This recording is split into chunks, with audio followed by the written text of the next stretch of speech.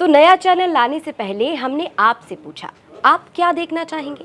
आपने कहा महंगाई और बेरोजगारी पर बात हो। तो आप देखिए तक 360, गली से ग्लोब तक।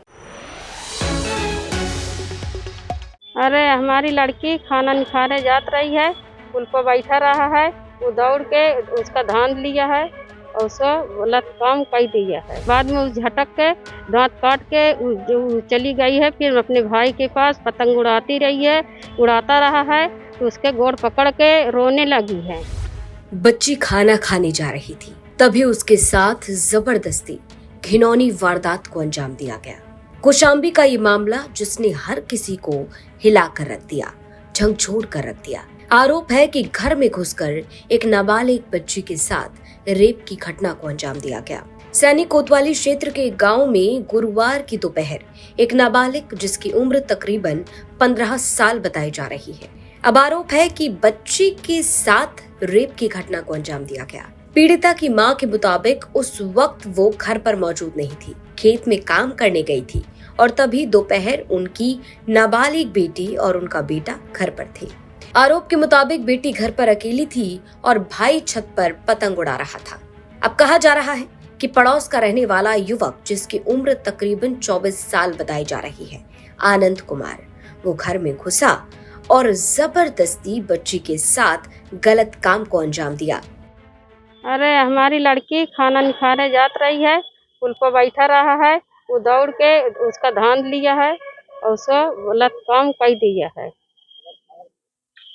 कौन था? अनंत कुमार। फिर क्या हुआ?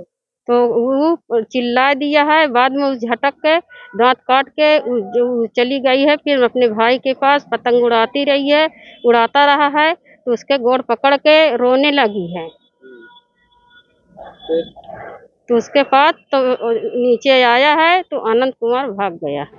पीड़िता की मां की माने तो बच्ची ने अपने आप को बचाने की बहुत कोशिश की और आखिरकार वो आरोपी के चंगुल से छूटी और सीधा छत पर भागी और अपने भाई के पैर पकड़कर रोने लगी।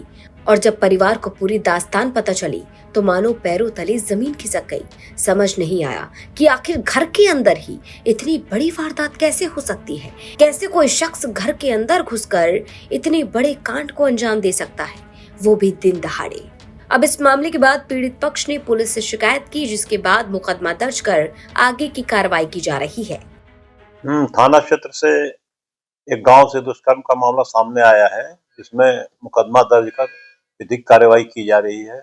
अग्रिम जांच कर आवश्यक कार्रवाई की जाएगी। पीड़ित परिवार इंसाफ मांग रहा है, आरोपी की गिरफ्तारी की डिमांड कर रहा है, लेकिन सवाल यहीं खत्म नहीं होते, ये मांगे यहीं खत्म नहीं होती।